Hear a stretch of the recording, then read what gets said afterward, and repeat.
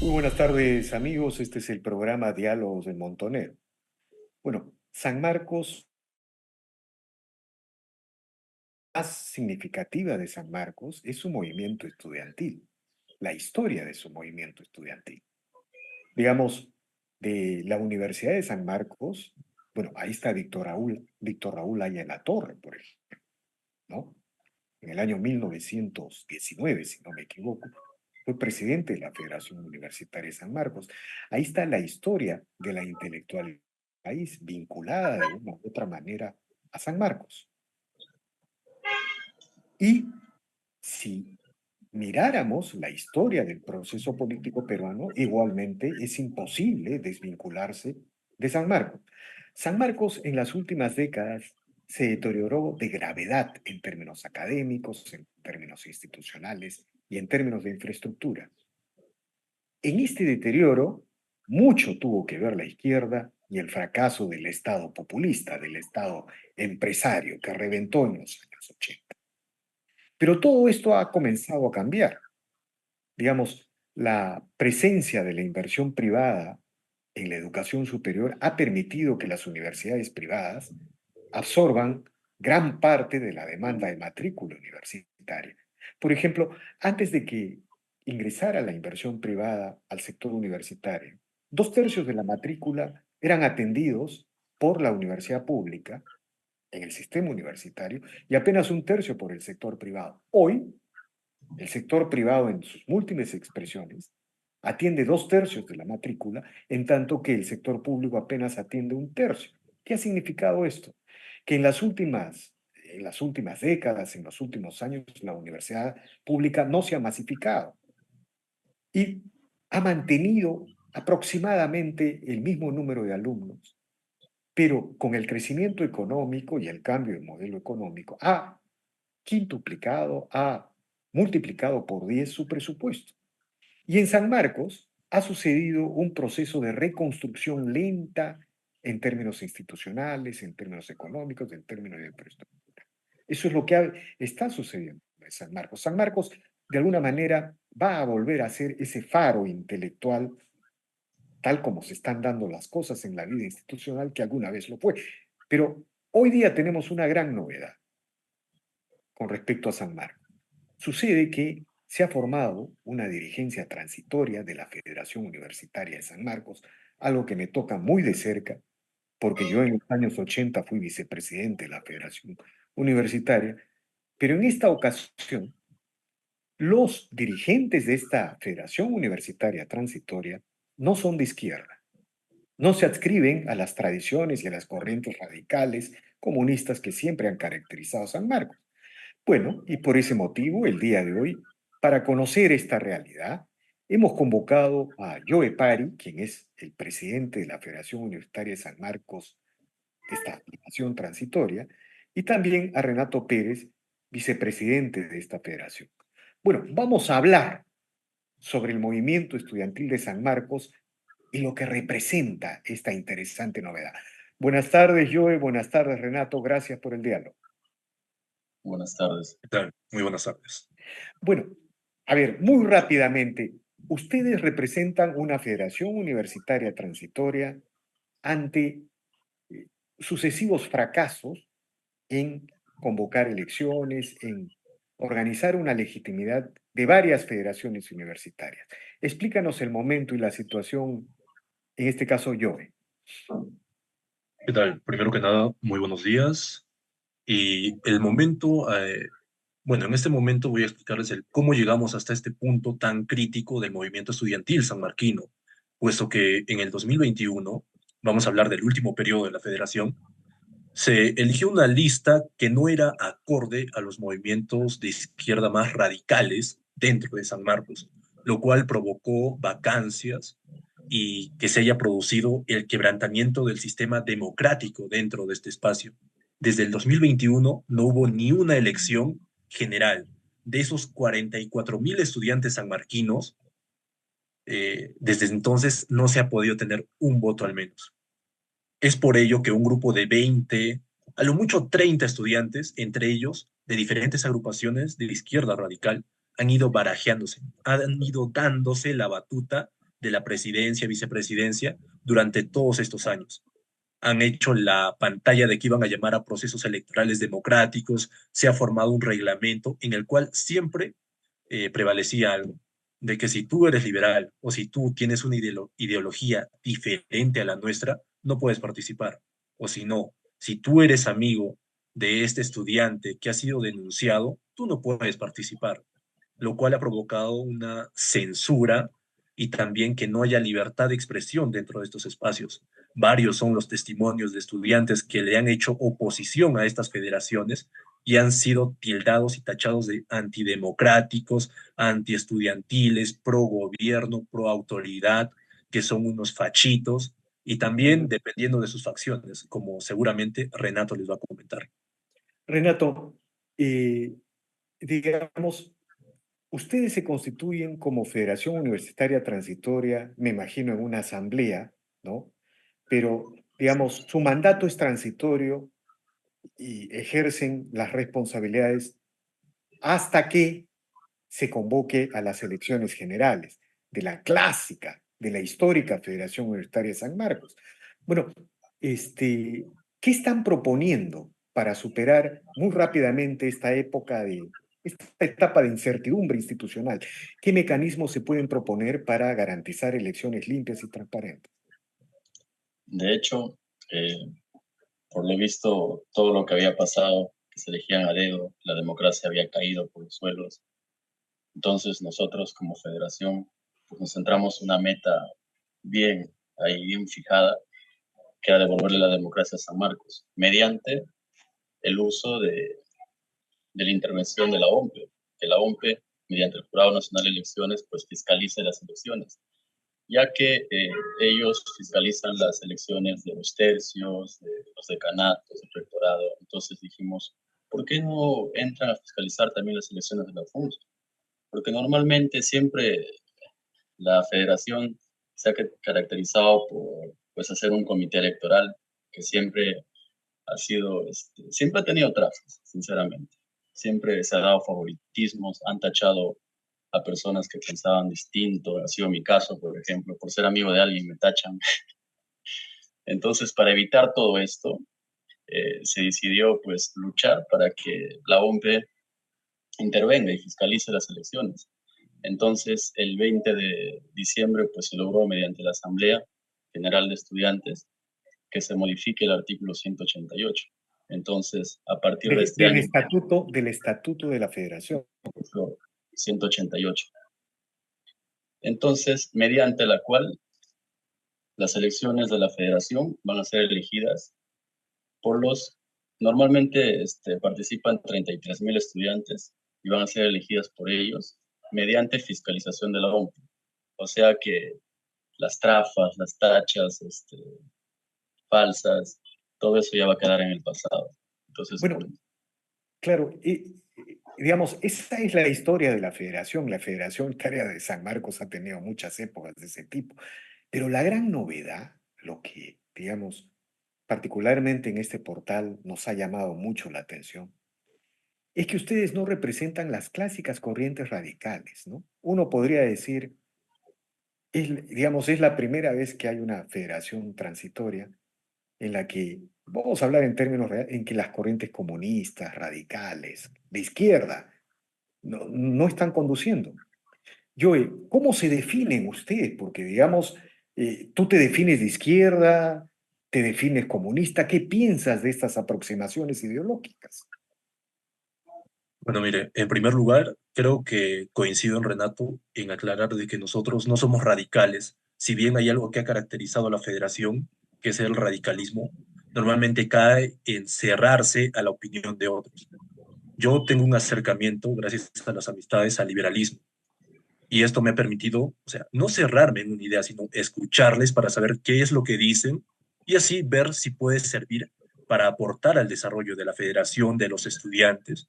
Porque siendo sinceros, el liberalismo yo no lo tomo como una ideología de fachitos, como se nos ha tratado de tildar. O bueno, a Renato de fachito y a mí por ser puneño de traidor.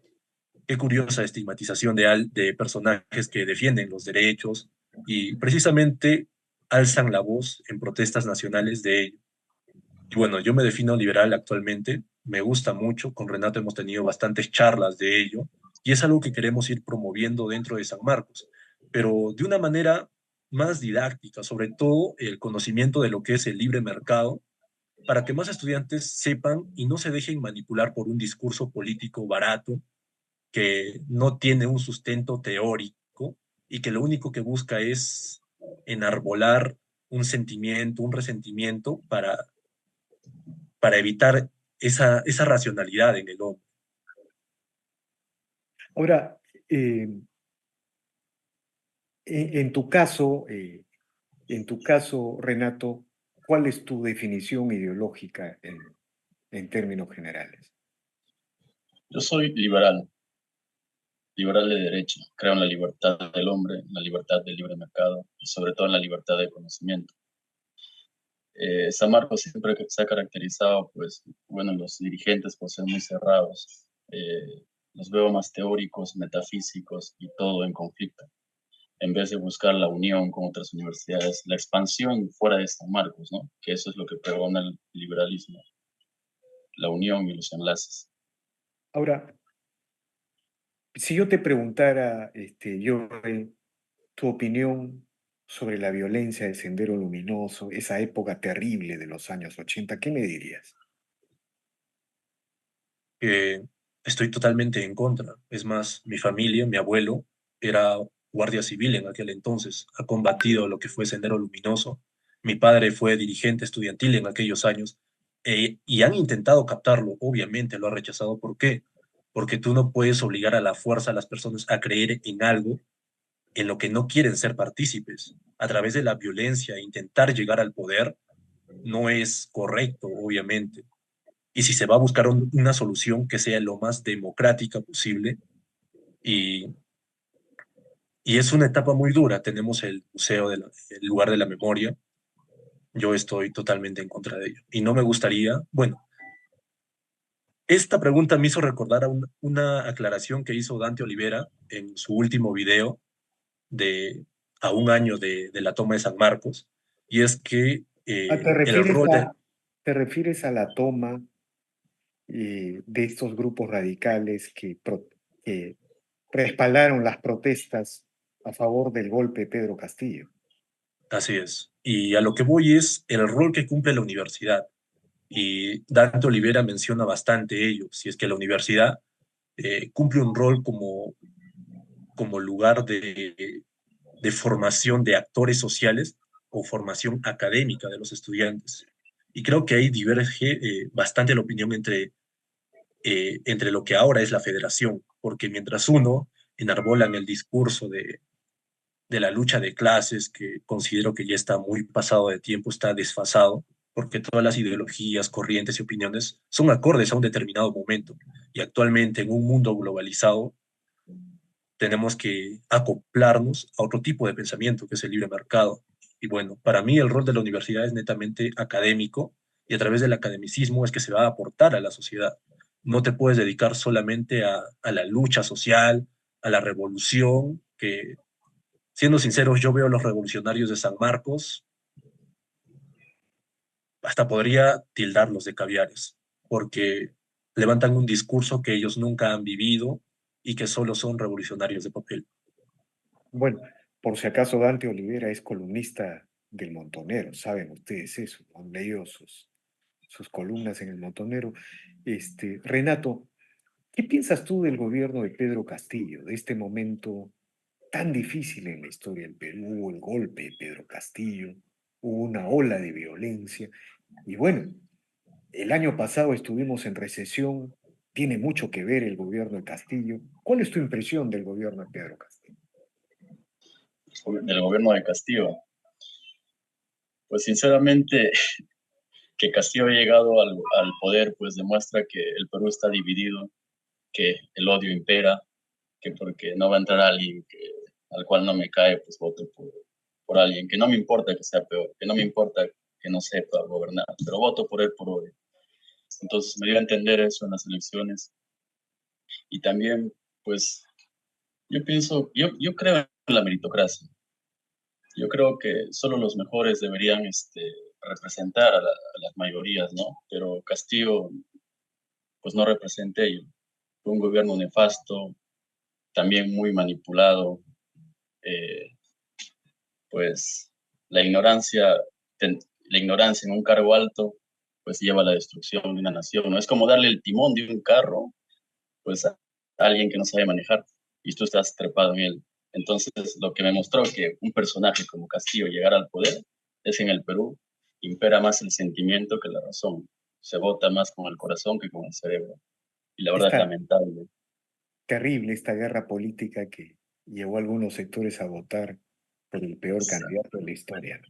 Es el peor, Dejaron, porque, a ver, Renato, es el peor candidato que ha tenido un proceso electoral en la historia republicana, ¿no? ¿Coincides en eso? yo miraba las entrevistas cuando no sabía ni siquiera el concepto de monopolio. Yo me quería jalar los cabellos. ¿Cómo? ¿Cómo alguien nos va a gobernar así? Imagínate, de unas riendas de un país de 33 millones de peruanos siendo guiado por alguien así. Ya, claro. Ahora, ¿qué piensas tú de, del proyecto chavista en América Latina? Que no es cualquier cosa, que no es cualquier cosa.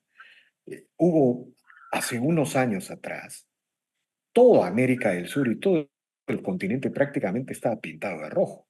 Claro, habían las dictaduras de Venezuela, de Cuba, Nicaragua, pero tanto Dios, Perú con Pedro Castillo, el gobierno de Petro, el gobierno de Boric, en fin, el gobierno de Fernández en Argentina, todo estaba pintado de rojo. ¿Qué piensas del proyecto chavista? Digamos, eh, ¿es una amenaza permanente, crees, para la democracia, para el futuro del Perú?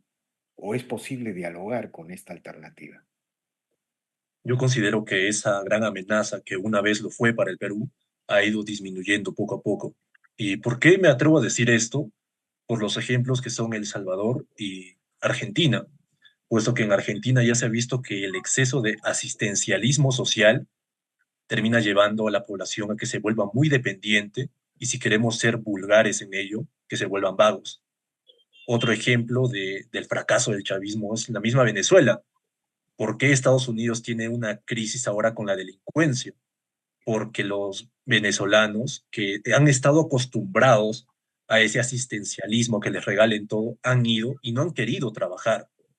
Igual, todos los países que una vez se pintaron de rojo, poco a poco están volviendo a ser democratizados.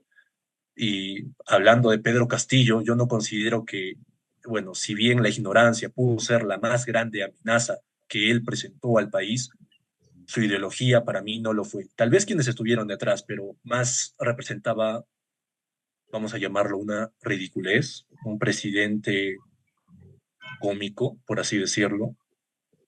Y, y como ya lo mencionamos, si tienen ideas buenas a aportarse, podrían aceptarse, tal vez en la materia social, pero he tenido la oportunidad de hablar con varios personajes de izquierda y cuando se trata de economía, o al menos el saber el concepto básico de economía social de mercado, que está en el artículo 58 de la Constitución, tienen graves falencias. Y yo no considero, y es más, todo peruano no debería considerar que mayor poder al Estado, que más estatismo va a ser la solución a la pobreza en el Perú. Lo que va a ser la solución a la pobreza en el Perú va a ser aperturar el mercado, va a ser darle facilidades al sector privado para que puedan ejercer sus actividades y así generar más empleos. De Y acuerdo. Y hay varios ejemplos para ello. Argentina es un claro ejemplo, El Salvador es un claro ejemplo. Empresas extranjeras están llegando a ellos. ¿Por qué? Porque han abierto sus puertas, pero nosotros tenemos que centrarnos en varios ejes para que esto sea posible. Y uno de ellos es la seguridad, la economía y la educación, lo principal. De acuerdo. Renato, ¿y cuál es el cronograma y cuál es el plan de gestión, ya mirando estrictamente el asunto gremial, ¿no? De la Federación Universitaria de aquí hacia adelante? ¿Cuándo, cuándo se estarían desarrollando las elecciones? ¿Qué tipo de actividades van a desarrollar? Yo recuerdo que en mis épocas habían grandes debates sobre la reforma, digamos, los estudiantes participaban en las propuestas de reforma curricular, en la participación social, tenían ideas sobre la investigación social.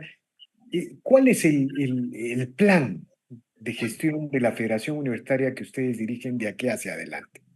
¿Y cuándo serían las nuevas elecciones? Dos puntos clave.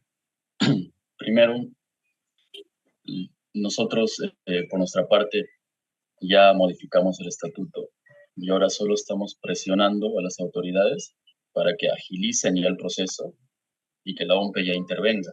Entonces, según informes, ya está en rectorado, ojalá agilice más rápido ello y ya se hagan las coordinaciones que se tienen que hacer porque es una logística fuerte, es un trabajo muy cansado porque son 33.000 estudiantes como mínimo que van a votar, son 33.000 actas. Y lo segundo, pues hay un problema en San Marcos, que la representación gremial ha caído tanto que los estudiantes no participan. Por ejemplo, nosotros le llamamos las fans, que son los otros que hacen sus ajes, pero van 10 personas, 8 personas. Entonces, nuestra labor ahora es devolverle la confianza al sanmarquino de que su federación nos representa.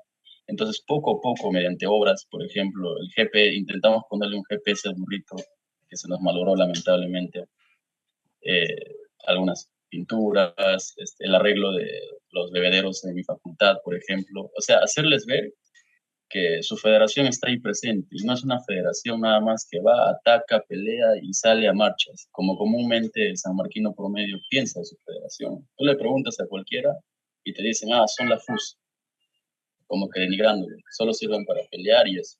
Y es cierto, porque la verdad que tú vas a conversas con ellos y lo único que está en su mente pues es metafísica, lucha de clases, lucha de esto, pero nada de obras, nada de acción, no hay gestión.